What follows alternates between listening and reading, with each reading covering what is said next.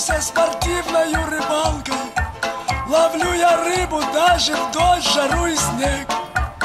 И не отвадишь от рыбалки даже палкой. Люблю рыбалку как спортсмен, как человек. Эх, хвост чешуя, не поймал я ничего.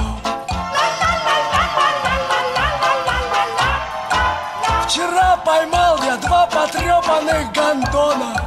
Они унылые висели на крючке.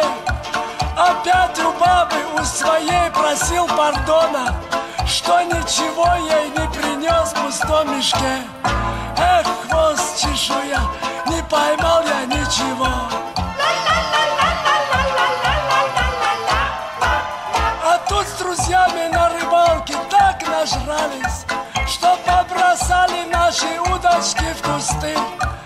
А рыбы подлые, как лошади, смеялись, что наши ведра были к вечеру пусты.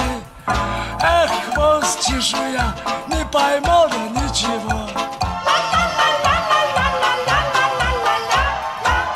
Однажды баба заказала мне сазана, как никогда вдруг натянулась блесна.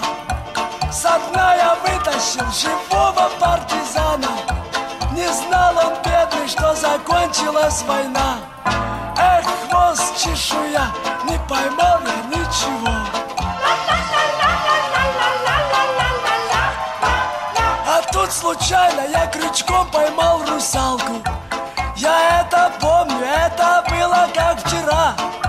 Крючок я бросил леску, бросил палку. А в результате я поймал лишь 3 пера. Эх, хвост чешуя, не поймал я ничего. На медне я ловил с рассвета до рассвета.